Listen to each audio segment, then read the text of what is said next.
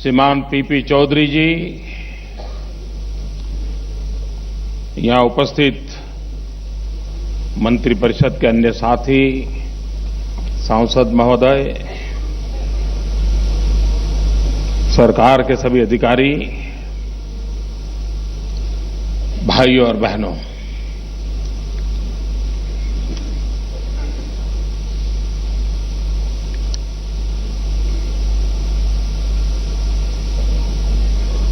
Christmas के दिन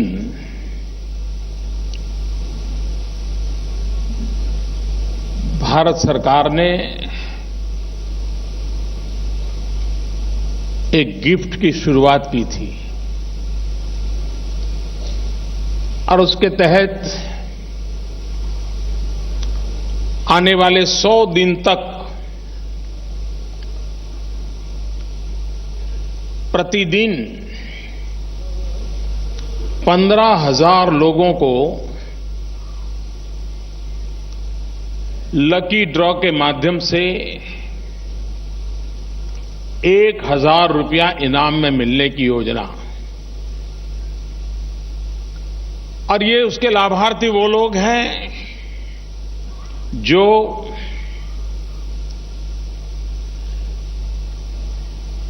digital technology का उपयोग करते हुए एक ग्राहक के बतौर खरीदी करते हैं, 50 रुपए से ज्यादा और 3,000 रुपए से कम, ताकि इनाम गरीबों को मिले।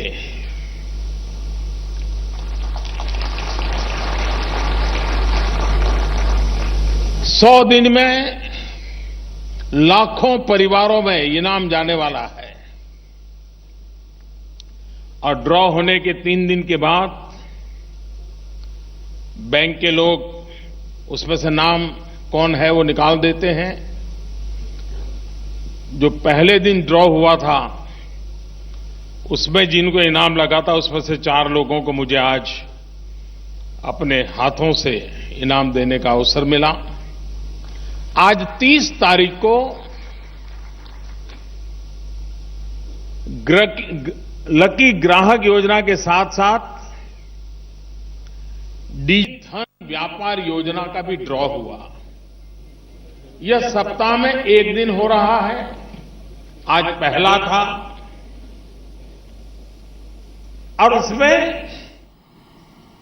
उसमें उन व्यापारियों को प्रोत्साहन देने की योजना है कि जो अपनी दुकान में ग्राहकों को डिजिटल पेमेंट के लिए प्रेरित करें, उनको समझाएं, वो व्यवस्था दें। और 14 अप्रैल बाबा साहब आंबेडकर जी की जन्म जयंती पर एक मेगा ड्रॉ होगा जिसमें करोड़ों रुपयों के इनाम दिए जाएंगे।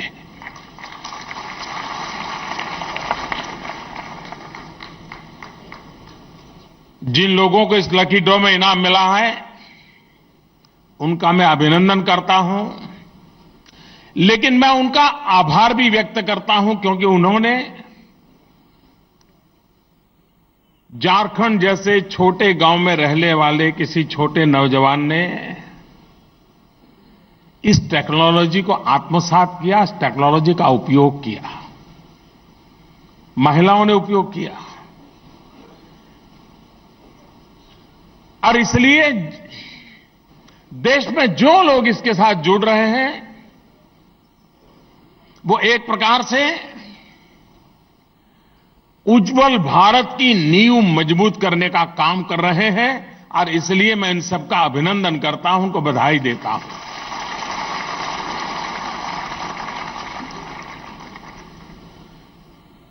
आज एक और काम हुआ, मेरी दृष्टि से यह सबसे महत्वपूर्ण काम हुआ है और वो है एक नई ऐप लॉन्च की गई है, भीम। बहुत कम लोगों को मालूम होगा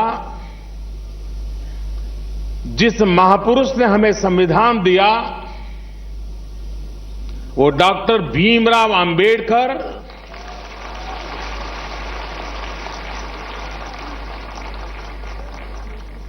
अर्थशास्त्र में उनकी निपुणता ये उनकी सच्ची पहचान थी और उन्होंने आज से करीब 80-90 साल पहले भारत का रुपया उस पर थीसिस लिखी थी और मुद्रा नीति कैसी हो। उस समय जब अंग्रेजों का शासन था भीमराव अंबेडकर ने विश्व के सामने भारत की मुद्रा नीति के संबंध में एक नएपन से अपने विचारों को प्रस्तुत किया था और आज हम लोग जिस रिजर्व बैंक की चर्चा करते हैं, आरबीआई की बात करते हैं, डॉक्टर बाबा साहब आंबेडकर ने जो थीसिस लिखी थी उसी के प्रकाश में से विचार लेकर के ये रिजर्व बैंक का जन्म हुआ था। इतना ही नहीं, आजाद भारत में हमारे जो फेडरल स्ट्रक्चर है, राज्य और केंद्र के बीच आर्थिक व्यवस्था कैसे चले,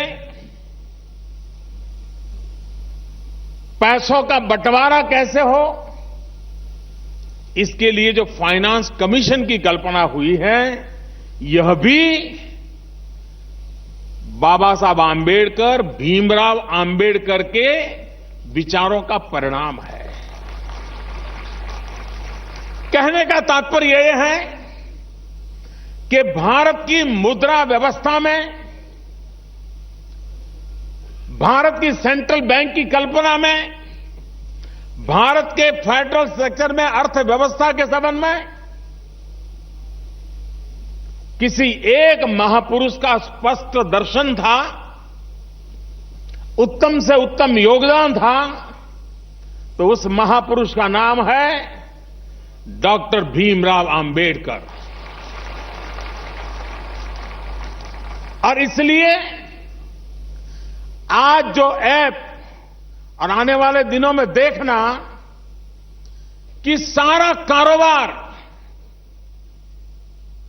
जैसे हम पहले नोट या सिक्कों से करते थे, वो दिन दूर नहीं होगा जब इस सारा कारोबार इस भीम ऐप के द्वारा चलने वाला है। यानी एक प्रकार से बाबा साहब आंबेडकर का नाम सारी अर्थव्यवस्था के अंदर ये भीम ऐप के द्वारा सेंटर स्टेज में आने वाला है। उसका प्रारंभ आज इस कार्यक्रम के तहत किया है। बहुत ही सरल है। इसे आप डाउनलोड करने के बाद स्मार्टफोन हो, 1000-1200 वाला मामूली फीचर फोन हो, इससे इसका उपयोग कर सकते हैं आप। इंटरनेट होना ही चाहिए, जरूरी नहीं है। और आने वाले 2 सप्ताह के भीतर भीतर एक और काम हो रहा है जिसकी सिक्योरिटी की चेकिंग की व्यवस्था चल रही है इन दिनों। वो आने के बाद तो ये भीम की ताकत ऐसी होगी कि आपको न मोबाइल फोन की जरूरत पड़ेगी, न स्मार्टफोन की जरूरत पड़ेगी, न फीचर फोन की जरूरत पड़ेगी, न इंटरनेट की जरूरत पड़ेगी। सिर्फ आपका अंगूठा काफी है। आपका अंगूठा काफी है।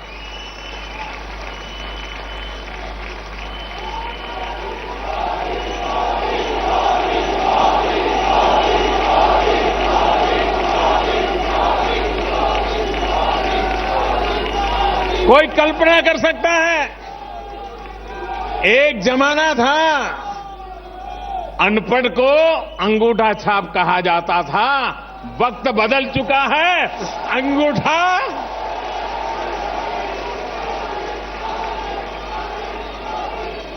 आप ही का अंगूठा आपकी बैंक, आप ही का अंगूठा आपकी पहचान, आप ही का अंगूठा आपका कारोबार।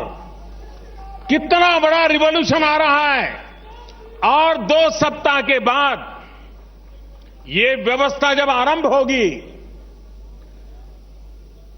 मैं बहुत साफ देख रहा हूं, ये भीम दुनिया के लिए सबसे बड़ा अजूबा होगा।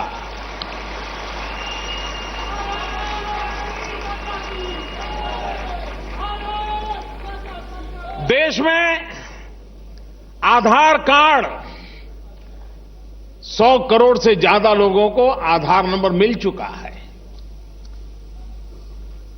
जो 12-15 साल से छोटी आयु के हैं उनका बाकी है, काम चल रहा है।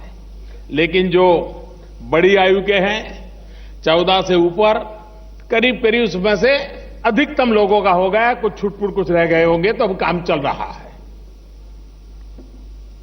दूसरी तरफ देश में 100 करोड़ से ज्यादा फोन है, मोबाइल फोन। जिस देश के पास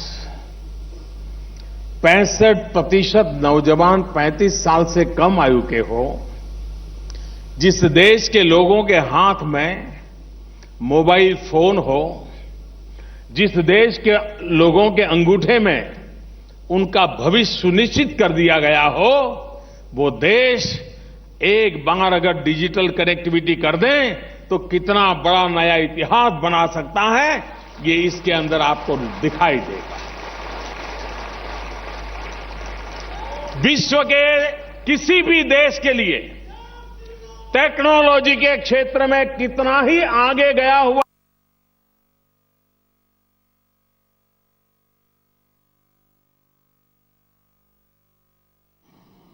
और इसलिए फिर वे गूगल के पास जाएंगे, गूगल गुरु को पूछेंगे ये भीम है क्या।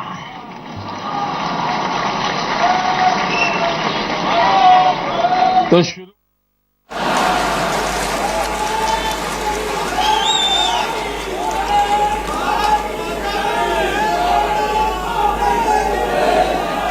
और ज्यादा गहरे जाएंगे तो उनको पता चलेगा हिंदुस्तान की धरती पर कोई भीमराव आंबेडकर नाम के महापुरुष हो गए। भारत रत्न भीमराव आंबेडकर।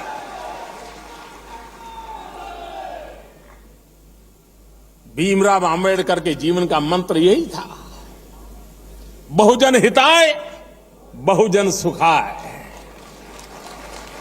वे दलित, पीड़ित, शोषित, वंचितों के मसीहा थे। ये टेक्नोलॉजी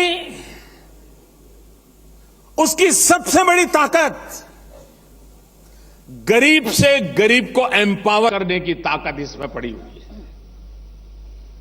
ये भ्रम है कि ये पढ़े लिखे अमीरों का खजाना है। जी नहीं, ये गरीबों का खजाना है।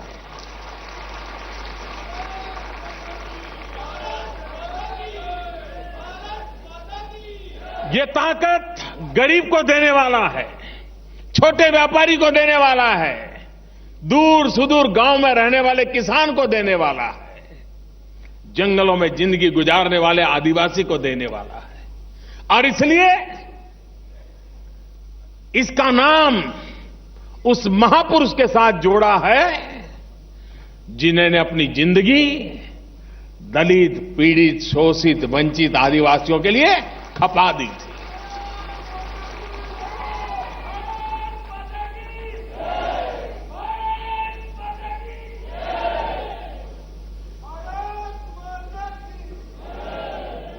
शुरू में कभी कभी लगता है आज भी दुनिया के कई समृद्ध देश हैं, पढ़े लिखे फॉरवर्ड कंट्रीज हैं, उनको जब पता चलता है कि हिंदुस्तान में करोड़ों लोग बटन दबा करके वोटिंग करते हैं और जब काउंटिंग होता है तो 2 घंटे में तो रिजल्ट आना शुरू हो जाते हैं, तो दुनिया के कई देशों को अचरज होता है कि अभी तो हम चुनाव होता है तो मतपत्र प्रिंट करते हैं, गांव-गांव मतदान करने के लोग आते हैं, थप्पा मारते हैं, फिर बक्से में डालते हैं, फिर हम लोग उसका डिवीजन करते हैं, सेपरेशन करते हैं, उसके बाद काउंटिंग करते हैं। हमारे यहां तो हफ्ता लग जाता है। जिस देश को अनपढ़ कहा जाता है, जिस देश के नागरिकों को उनकी समझ पर कुछ लोग सवालिया निशान उठाते हैं, वो देश दुनिया के सामने गर्व कर सकता है कि इलेक्ट्रॉनिक वोटिंग मशीन के द्वारा दुनिया में रिवॉल्यूशन लाने वाले हम लोग हैं और हम इतनी बड़ी मात्रा में सफलतापूर्वक करते हैं। कभी कभी मैं हैरान हूं, कुछ लोग होते हैं जिनके दिलो दिमाग में निराशा से ही उनका जीवन आरंभ होता है, उनका सुबह भी निराशा से होती है। ऐसे निराशावादी लोगों के लिए अभी तो कोई औषध अवेलेबल नहीं है।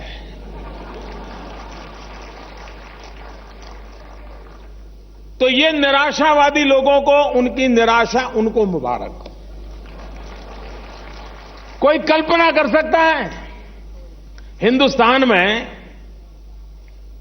एक जमाना था, आप लोगों ने पुराने जमाने की मूवी देखी होगी, तो शेयर मार्केट में व्यापारी इकट्ठे होकर के चिल्लाते थे, ऐसे ऐसे उंगलियां कर करके वो अपना शेयर बाजार में दाम बोलते थे और उसको लिखने वाले फिर दूर से तय करते, हां ये वो बोली बोल रहा है, वो ये बोली बोल रहा है। ये एक जमाना ऐसा था। आपने देखा होगा पहले शेयर मार्केट के अंदर कोई इन्वेस्टमेंट करते थे तो बड़े बड़े शेयर सर्टिफिकेट आते थे, उसको संभालना पड़ता था, घर में कोई ध्यान रखता था, देखो भाई शेयर लिए थे तो क्या हुआ, कोई दाम बढ़ा कम हुआ।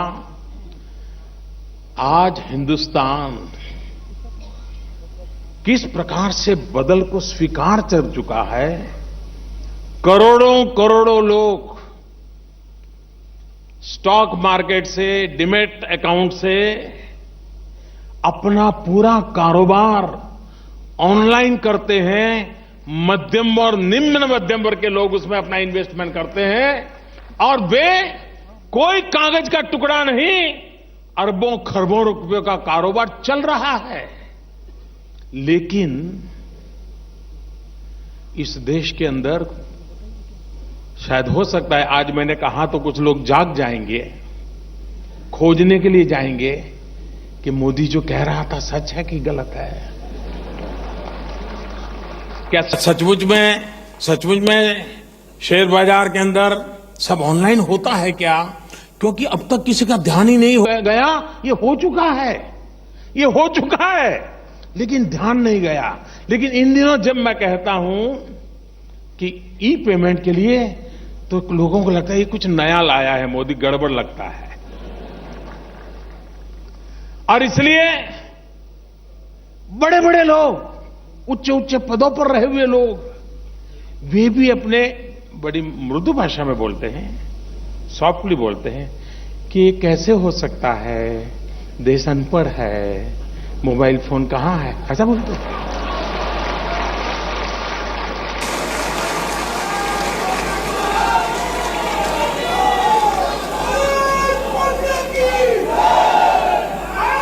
इसलिए ये निराशा में पले बड़े लोगों के लिए मेरे पास कोई औषध नहीं है, लेकिन आशावादी लोगों के लिए मेरे पास हजारों अवसर है।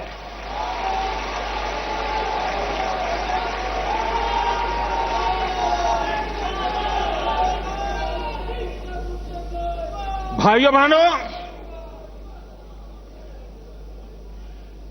आज कोई धोबी सोच सकता है क्या कि वो बैंक से लोन ले सकता है?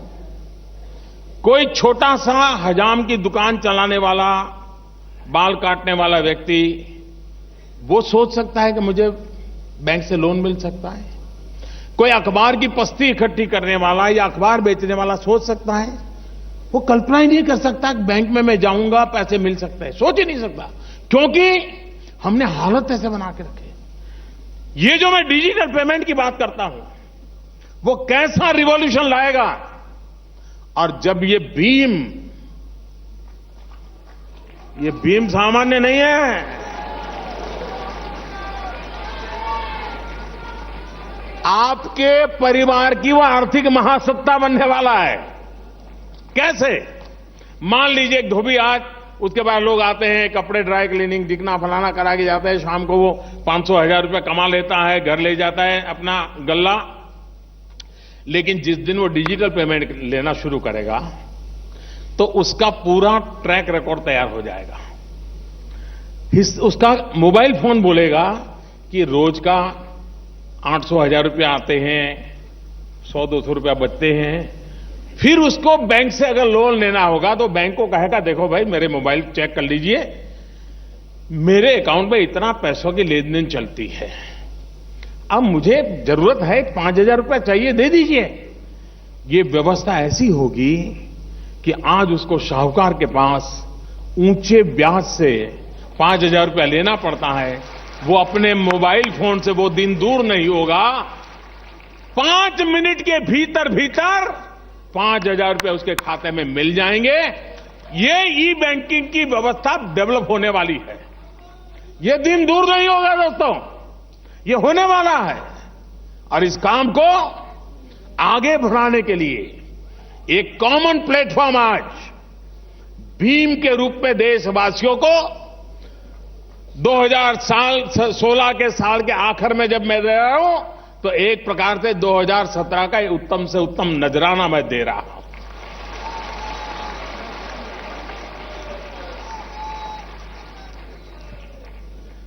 भाइयों बहनों, आज से 3 साल पहले के अखबार उठा लीजिए। पुराने अगर YouTube पर जाएंगे तो पुराने टीवी न्यूज के क्लिपिंग पड़े होंगे, वो देख लीजिए। क्या आता है? कितना गया, कोयले में कितना गया, 2G में कितना गया है। खबर यही रहती थी कितना गया। आज लोग देखे यार आज कितना आया। देखिए वक्त वक्त की बात है। वही देश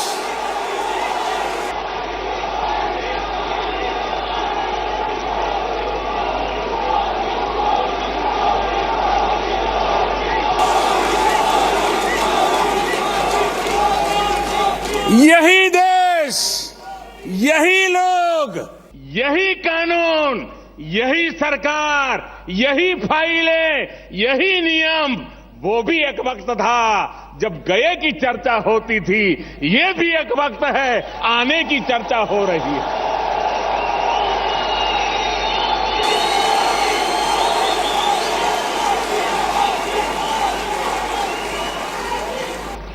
लोग हिसाब लगा रहे हैं, मंडे को इतना आया था, ट्यूसडे को कितना आया।